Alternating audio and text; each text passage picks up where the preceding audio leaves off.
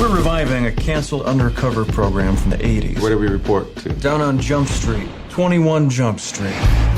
You are here because you some Justin Bieber, Miley Cyrus looking mothers. You will be going in as undercover high school students. You have exceptional muscle tone there, young man. When'd you go through puberty?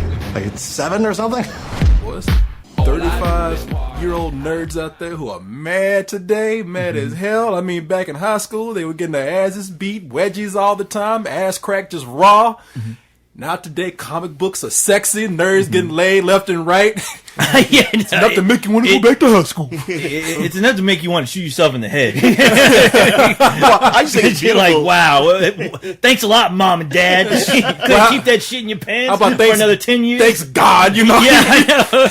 Hey, you can't help it. You were born at the wrong time. But think how it I is. say I was. Please. Sometimes me, it was nothing but smooth sailing.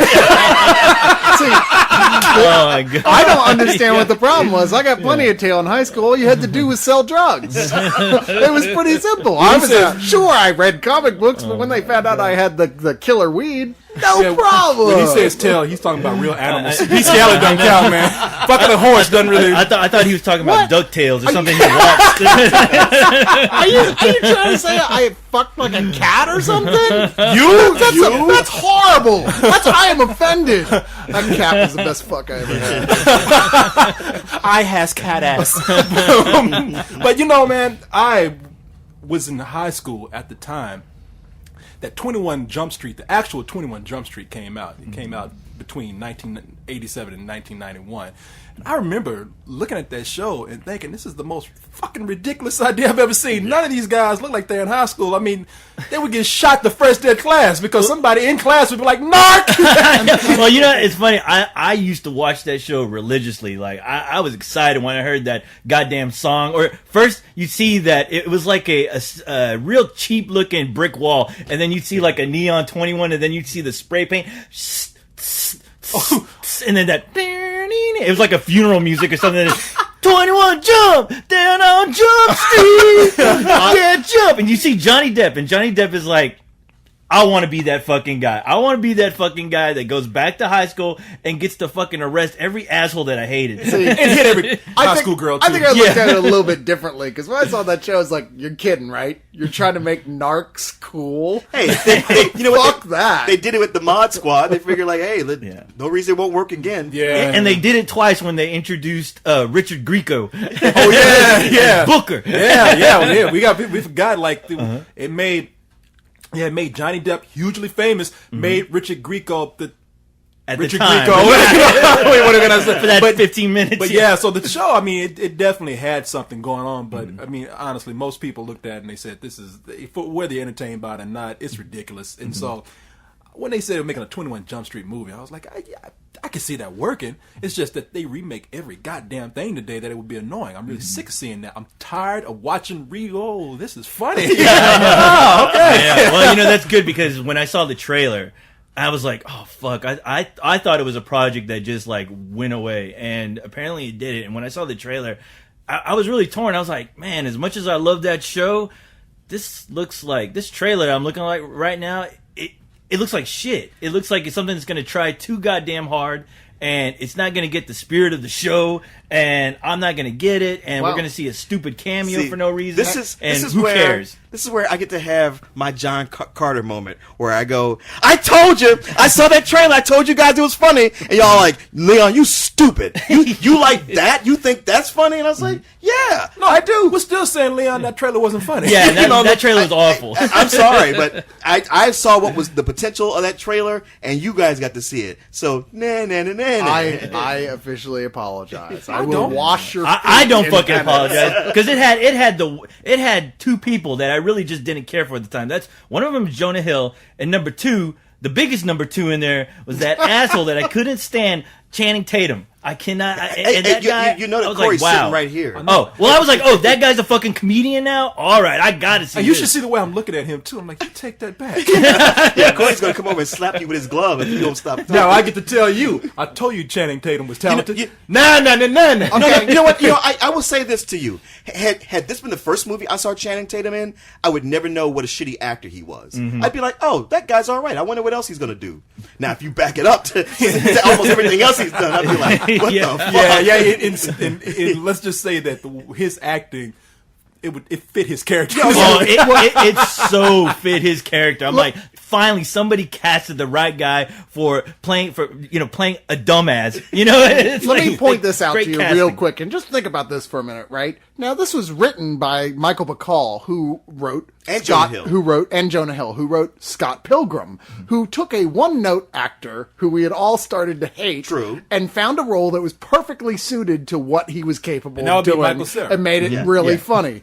I'm watching this, I'm going, wow, he did the same thing over again. They took a totally one-note actor and they wrote a script around what he was actually capable of doing and being funny doing. Because there was never a point I watched Channing Tatum and went, wow, he's so good in this. I went, wow, that was a really good dialogue for Channing Tatum. Well, And but you know he what, I- delivered it in a way that was believable for his character. It's like, it's Keanu Reeves in the beginning of his career when he always played a guy who was either dumb or just kind of clueless. Yeah. He worked that really well. Just whenever he had to play like a doctor or a regular person is a or a little non-retarded person, that's when it was like, But- uh-oh. But you know what was really clever about that writing that they did for his character was that it seemed to me like underneath all that writing, Who, Channing Tatum's character?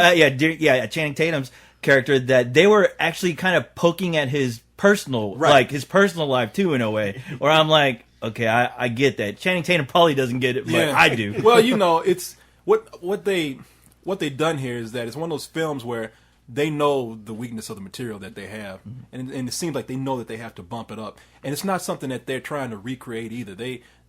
It's like somebody told them, like, okay, look, you want to do 21 Jump Street as a remake today, you got to make this a comedy. Come on, I mean, it's almost like there's enough material there that's laughable on its own for us that makes the writing easier for us.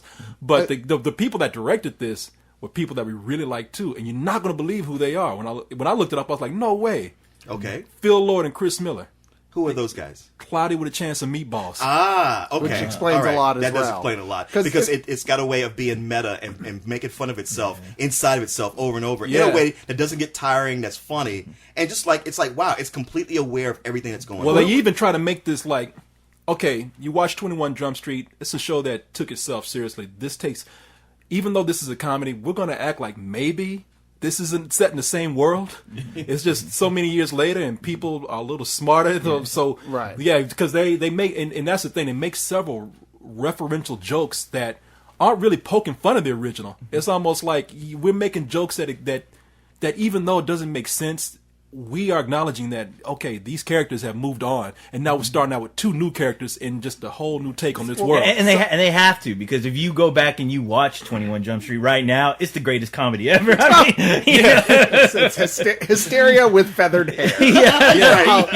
But yeah, I mean, once again, you're talking about self-referential humor, absurdist jokes, comedy poking fun at current cultural stereotypes, and even hipster type stuff.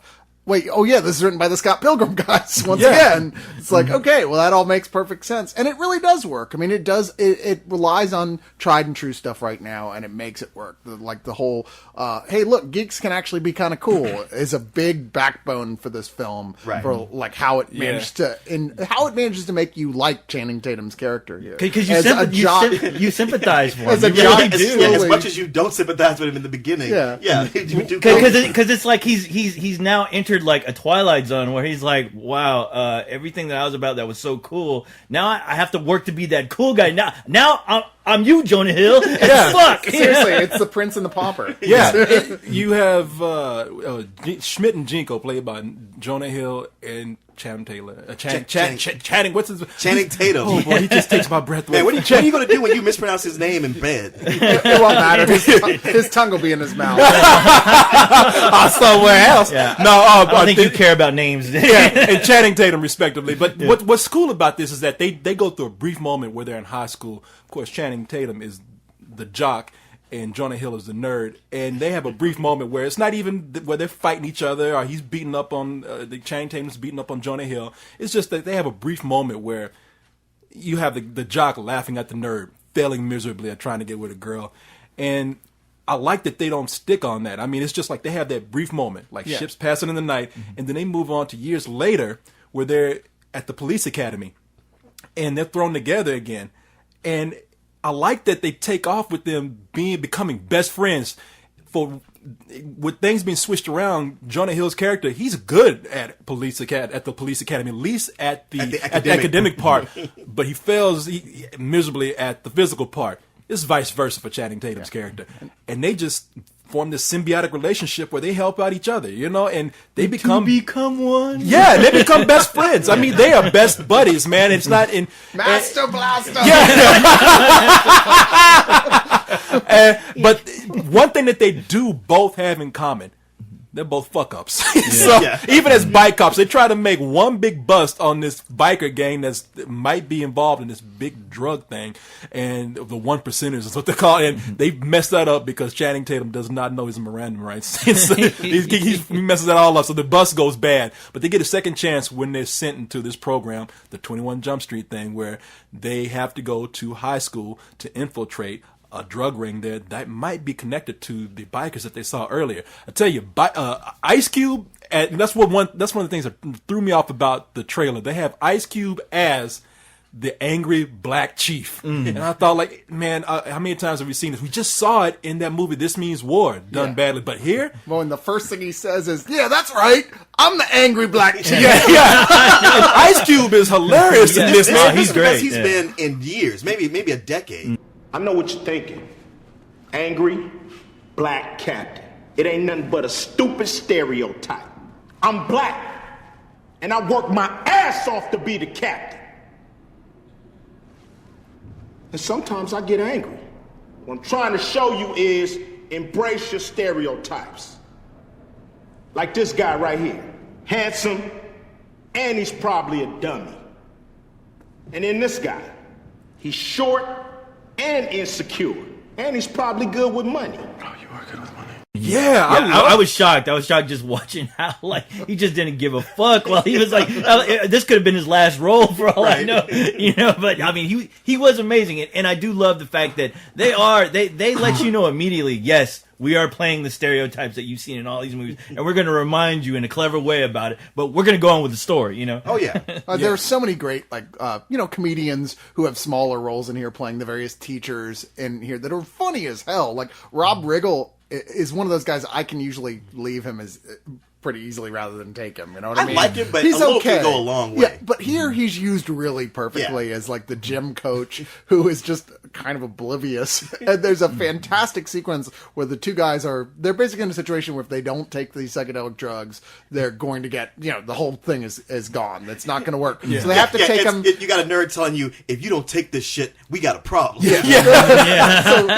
they're sort of cornered by Rob Riggle's character as the coach while they're going through each stage of this drug kicking in, and it's fucking laugh out loud funny.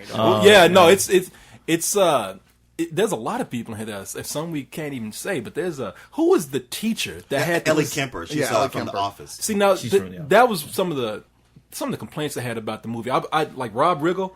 I like Rob Riggle, actually, right? That guy should be hosting a children's show or something, using his real name. It's the Rob Riggle Hour. So he can go to jail after the second episode. Yo, no, that's the thing about him, because everything I see him in, he's being kind of weird and creepy, but he's like that frat guy that you want to hate, but just nobody could. He was just that funny. Even when he's beating the shit out of you, he's just laughing and laughing. But what's her name? Ellie Kemper.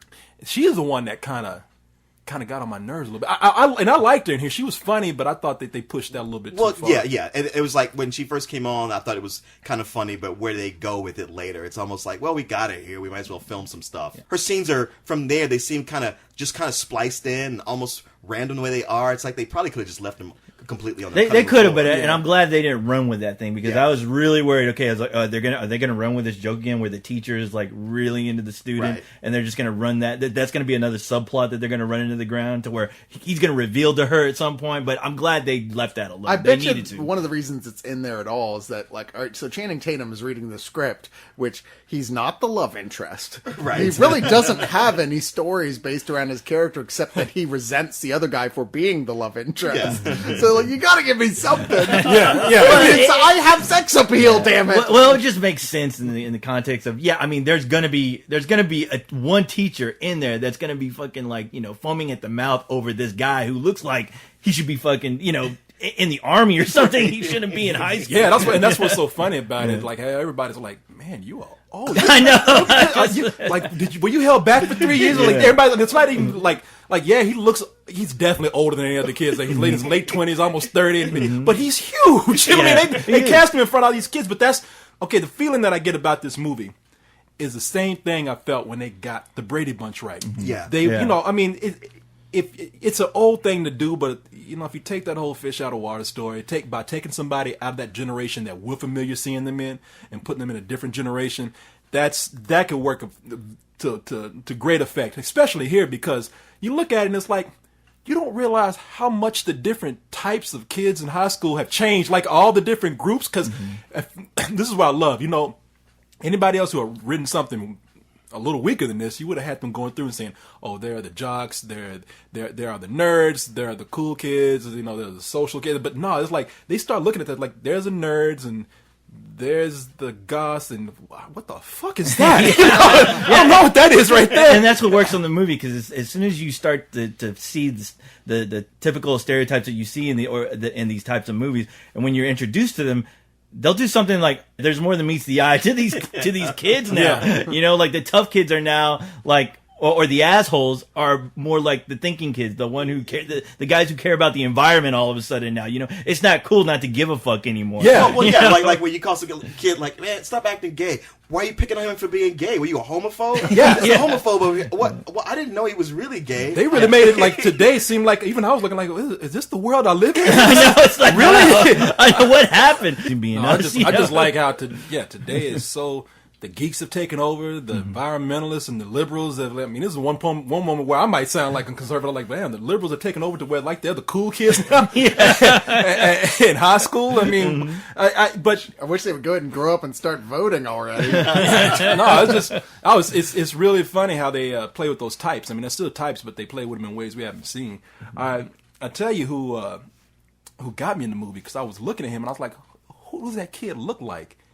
And you know what I'm talking about? It's that Franco boy. Oh, in the movie. yeah. James Franco's little brother, Dave Franco. Dave Franco. Dave yeah. DeFranco. Yeah, I was about to say, I was close to say Dave DeFranco. Like the lead, I guess the head guy, the alpha dog, whatever, with all the cool kids, the sensitive cool kids these days. The sensitive nerd. Yeah, like if you're a tough guy in high school, you're a villain. Everybody's like, hey man, why you so angry? Why you picking on everybody, man? Come, hey man, that's not cool, Hey, what kind of car do you drive? Really? That's A gas guzzler? Yeah, those Nothing emissions about the and everything. environment at all? Yeah, no, if you're a tough guy, you're bad in high school. But Dave Franco, he plays like a guy who is really has all these agendas that would normally seem like, oh, those are great, except he manages, and that's what I love about this kid, is like, man, he manages to have, I guess he's not really a kid, he's 27, I think,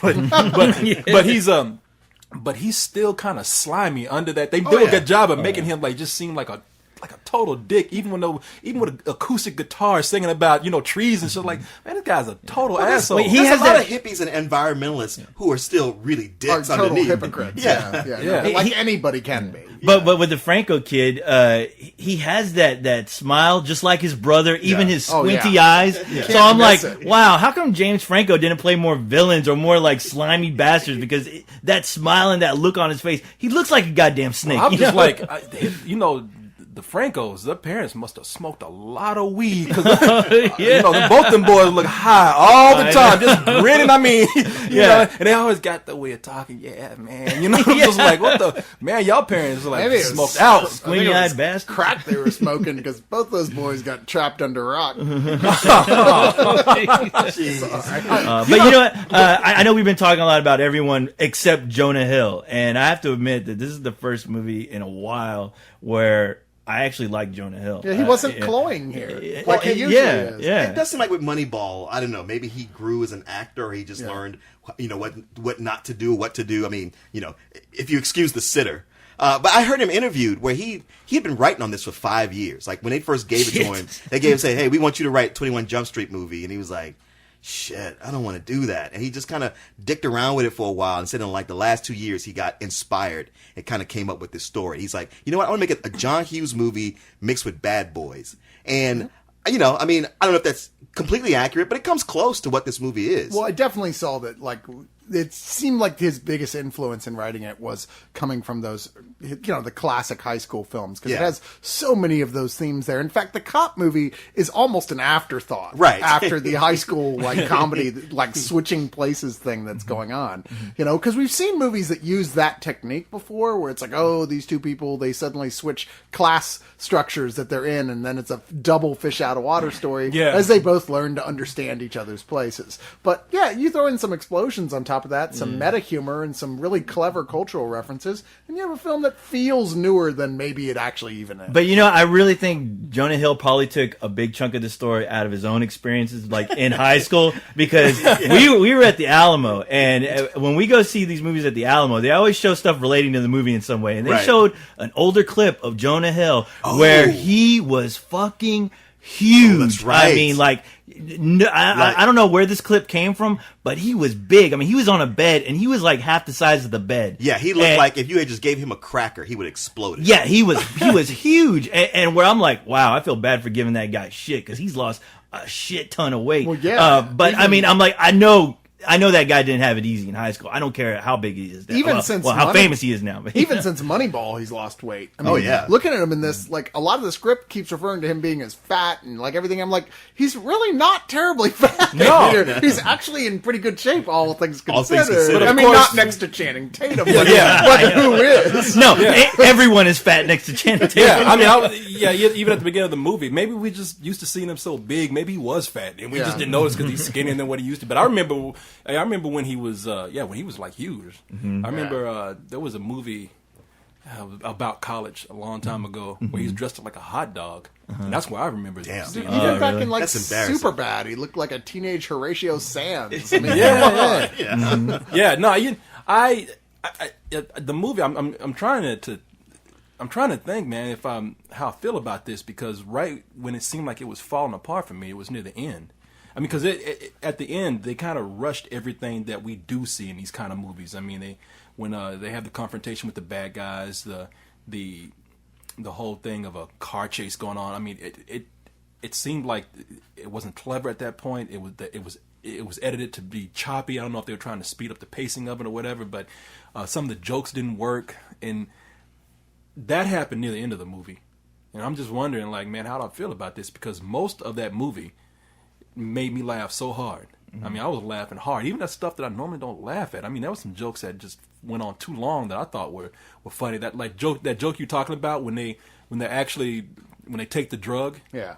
Channing Tatum and Jonah Hill, and they have to talk to one of the coach, and they're just up there tripping. And I thought that was a whole thing of mugging and just throwing in all these the typical drug references that we see, but man, it was funny. I mean, I think it's because they edited Yes. that in with the different stages that they were going through. Yes. Of the drug It was taking the- effect. It was the editing and the FX that made that sequence work as well. So Yeah, because as soon as you start to get annoyed with it, that's when then they took it to a whole nother level Yeah. where like, okay, now this is working. This I get. You But know? I can't agree with you about the end. I kind of felt like all the way through had a sort of steady amount of like good to bad jokes for me. I mean, yeah, I felt like maybe they weren't as good as at directing the fast-paced action in terms of an action film, but this whole thing was so utterly improbable and absurd. There's Yeah. no point that you ever feel like they're trying to insinuate this is an actual reality where this was going on. Yeah. I mean, like, in fact, you get to a point, obviously, where,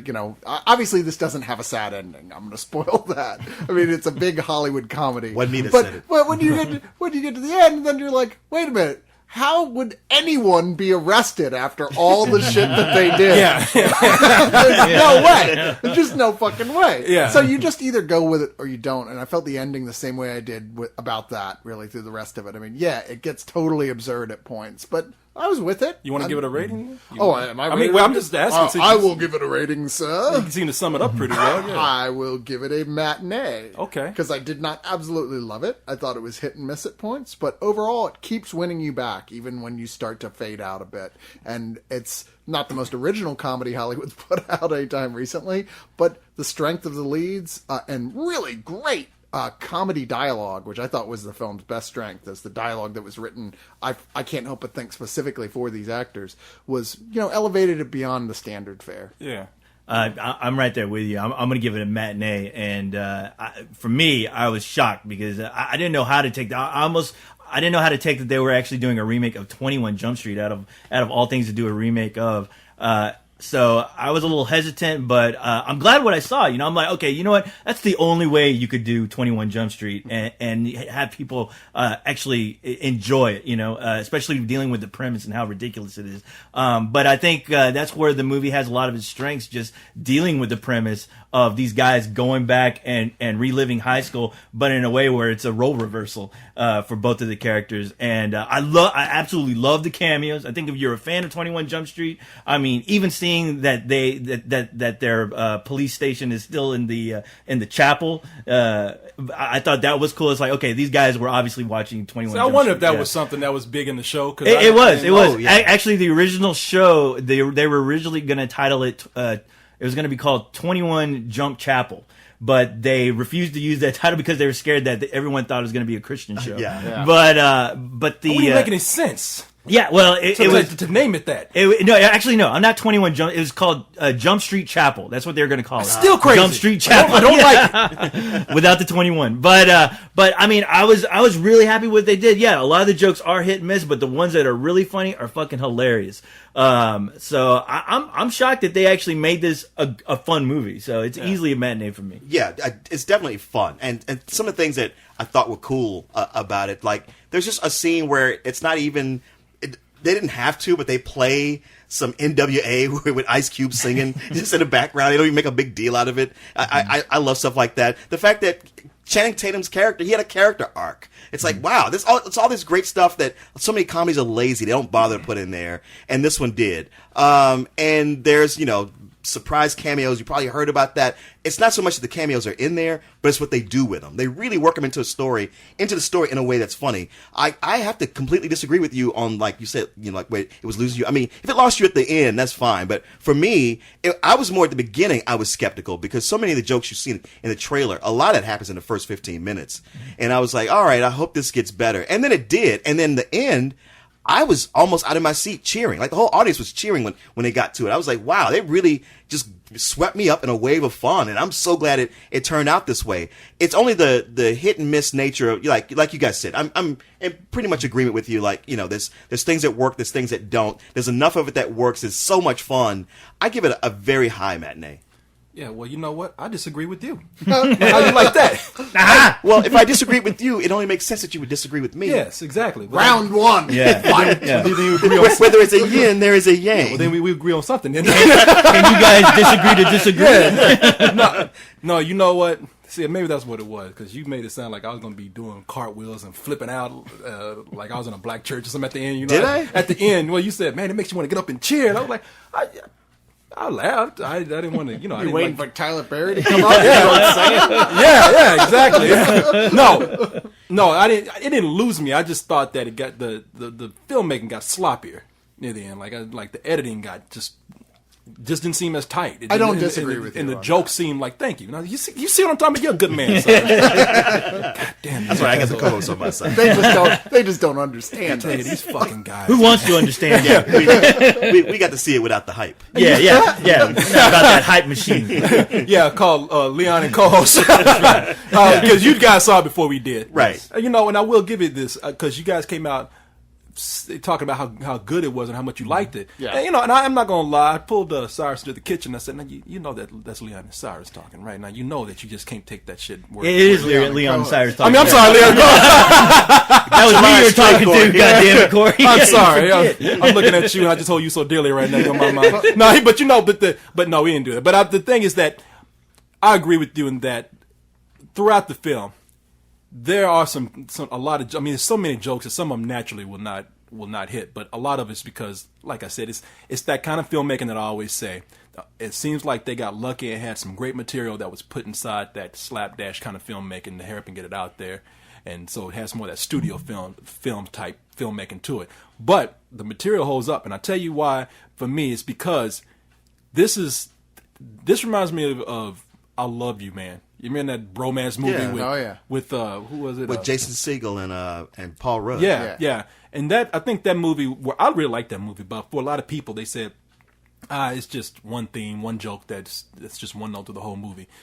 This movie works because under all the other stuff that they have, these guys they should be married. Yeah. The relationship between those two guys, Jonah Hill and Channing Tatum in this movie, is what really keeps it going, man. It's a bromance that you do buy into, and Yeah. you are rooting for them to be like the bestest friends ever. It's a bromantic comedy, man. It really is. I mean, because they made that relationship with those guys so strong, and the chemistry with them, it worked so well that's why this movie really worked for me. And I give it I'm like you, Leon. I give it a really high matinee. I was really close to giving it a full Watching price. it, picturing himself as Jonah Hill. Yes, hug him, hug it out. Yeah, I was actually looking at that, like every time I would see the screen and Jonah Hill and Channing Tatum up there, Jonah Hill would transform into me. I'll be your friend. Every time I saw them, I kept seeing a hamburger and an Oscar Mayer wiener. I don't know why, but that's all I saw. Well, when Corey looks at Channing Tatum, he sees a wiener also. Hey, all right. Hey, okay, all right. Enough. That was crazy. Oh, when did I get stabbed? That's awesome. Yeah! Why do you always jump across the car like that? Because it looks cool. You try. You okay? I think I crapped my pants.